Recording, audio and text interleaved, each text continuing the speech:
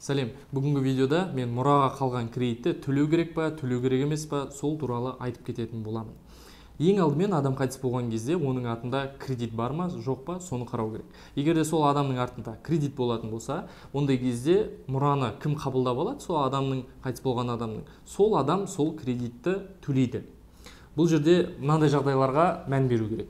Егер де ол адамның суммасы, кредиті үлкен болған жағдайда, және де сол сумманы сіз мұраны қабылдаған жағдайда, сіз сол адамның мұрасымен, машина, үйімен бірге сол кредитінді бірге өзіңіздің мойныңызға алып аласыз. Сол үшін мұраны қабылдаған жағдайда сіздер бірінші екі ойлануыңыз керек. Ал егер де адам қайтыс болған жағдайда, оның артына мұра қалсын қалмасын, егер де оның мұрасын қабылдамаған жағдайда, ондай кезде сіз ешқандай кредитті өзіңіздің мойныңызға алмайсыз. Ондай кезде қорықпауыңызға болады.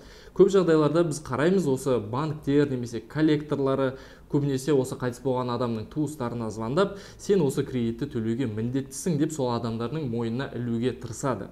Сондай кезде достар, сіздер қорықпаңыздар. Ең алдымен сіздер сол мұраны қабылдадыңыз ба, қабылдамадыңыз ба, соны ойланыңыз. Егер де сіз мұраны қабылдап қойған жағдайда, сіз ол кредитті төлеуге міндеттісіз. Ал егер де сіз ешқандай мұраны қабылдамасаңыздар, ондай кезде сіз ешқандай кредитті төлемейсіздер. Достар, осы видеоны аяғына дейін көргендеріңізге көп рахмет. Егер де сіздерде осы коллекторларға, банктарға байланысты сұрақтарыңыз болып жатса, немесе солар сізге звондап, мазалап, немесе сіздер осы кредитті алып, төлей алмай просрочкаға шығып кетсеңіздер, осы видеоның астына сілтеме қалдырып кетем. Сол сілтемеге өтсеңіздер, дәл менің WhatsApp-ыма шығасыздар. WhatsApp-қа шығып, өздеріңіздің проблемаларыңыз туралы жазсаңыздар болады.